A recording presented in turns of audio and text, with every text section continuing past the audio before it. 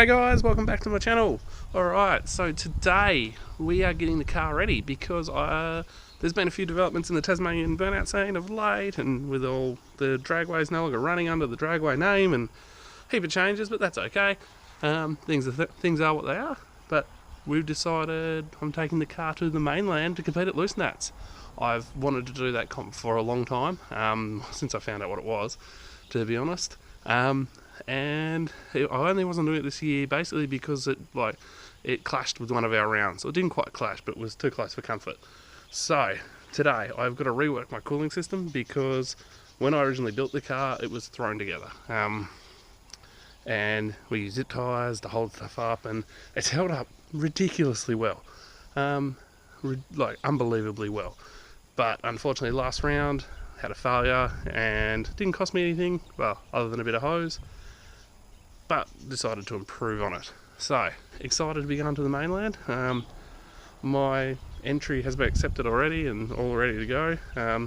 So we'll be driving this onto the boat and my tow vehicle, picking up a trailer in Melbourne and heading over. Most people wouldn't bother with a 6-cylinder going to the mainland, but screw it, why not? I'm just going to party and have fun with my mates.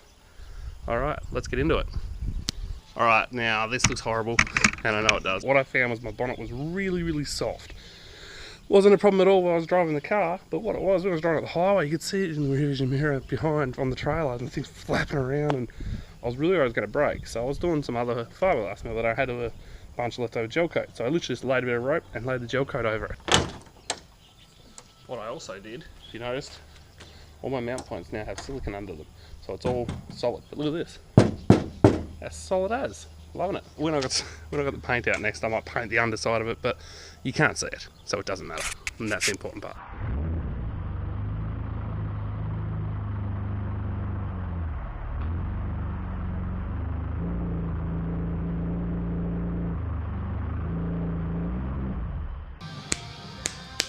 Something like that. Alright, last round. Finally this failed. So what I've got, my radiator hose is obviously because the setup of the car runs under the car. When I built it, I just zip tied them up. And with always the idea I was going to make proper mounts. Never did. Last round, the driver's side one fell down onto the exhaust, and as I drove off the pad, pinched a hole in the line. Wasn't a big deal, got the tyres off, didn't matter. So what we're doing, with those beautiful crappy things, and what I'm going to do is nut certs in the floor and hold them up. Maybe wrap a bit of rubber, just stop it rattling. These are cheap as, and they're probably, they should work. Alright, let's get to it. Alright, so my passenger side top radiator hose has always been pretty dicky. It's always rubbed on the exhaust, which is never ideal for what we're doing. So as you can see, I've put a new dog leg in here, which makes it clear the exhaust, and I've also put a loading bracket. As you can see, I've painted it beautifully, put a lot of effort into that. But basically that gets it like probably 20mm clearance from the exhaust. So let's put it in. Hi. When you put hose clamps on, I always try and put them on a way that you can get to them with a screwdriver. Alright, so if you can see down there, focus, probably won't, but I've pulled this hose back a bit, give it a bit more clearance off clutch, and you can see how tight everything's down there. Not bad.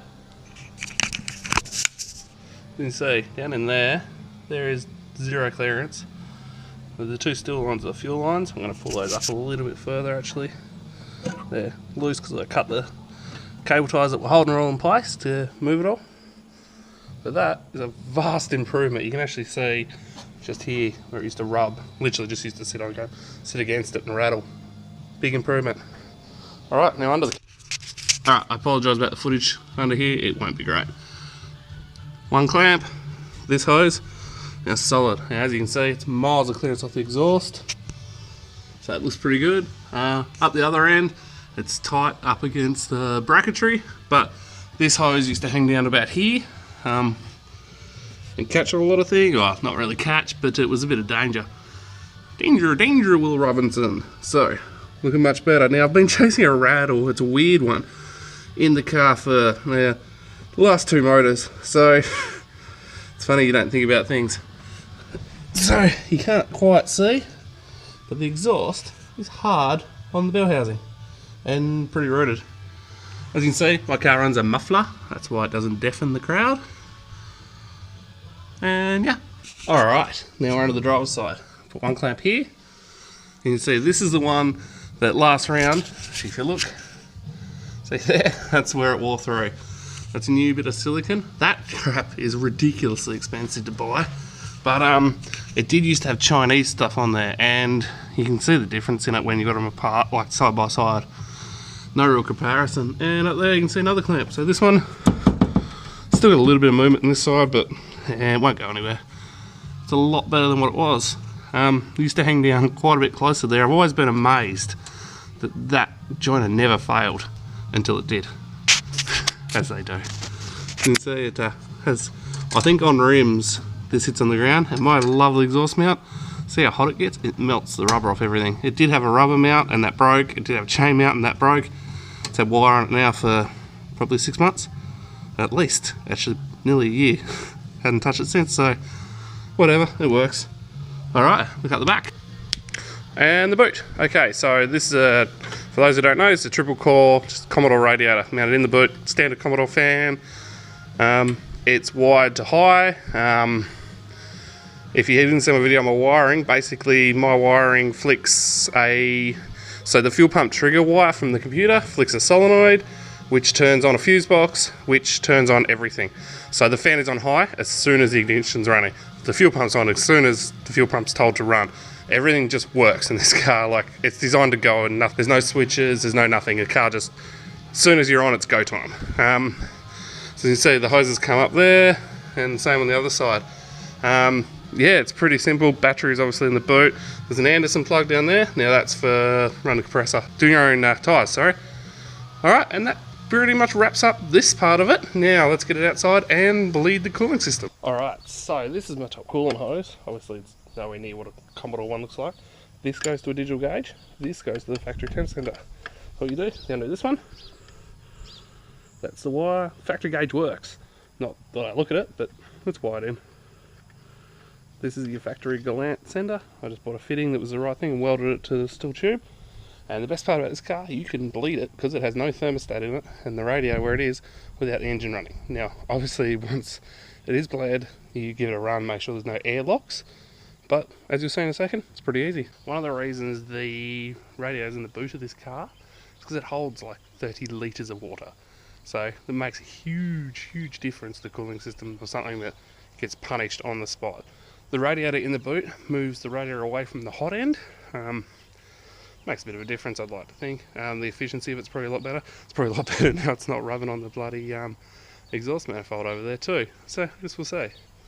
But as it is, brand new tyres. I get them off in a bit under 2 minutes. I drive off the pad at like 95 degrees. It's perfect. It's about as good as you could expect anyway. For those who want to set up something like this, you notice there's no heater lines blocked off or anything like that. They're not even in the car. So down here is where one of the outlets is, and up in there is where another one is. You just pull all the crap and bracketry off that's there, and get yourself some wash plugs. Just run the vernier. I can't remember the size off my head. Just run the vernier on it and smack them in. Blocks it off completely. There's nothing to leak, which is a big deal. No hose to blow apart or anything. Oh, here it comes.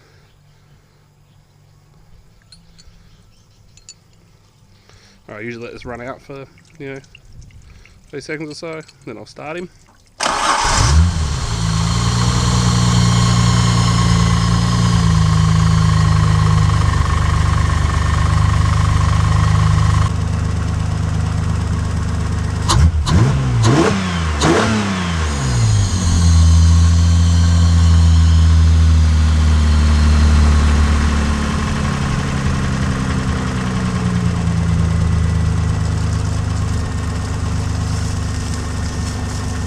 Alright, that's bled. And we're done. Alright, so it looks like we're awash and ready to party. Thanks for tuning in this fairly short episode. Fortunately, I had very little to do with the car. Before I made the decision to go on to Loo5eNats, I actually pulled the oil filter apart, because if you follow, you know we rebuilt it not long ago. Cut the oil filter open, and inside was no shiny stuff. So, motor's still good, everything's still good. We're ready to go. Pretty bloody exciting, to be honest. I'm very excited to take this car to the mainland and party with the big boys. Don't worry, I haven't forgotten to put coolant in. Also, just something I want to do, I'd really shout out to my sponsors, especially Mohammed, Albert Road Store. He's a legend. To be honest, I'm proud of running his stickers on my car because his burgers legitimately are the best. And I eat a lot of burgers. Anyone who knows me, literally, like way more than any human should.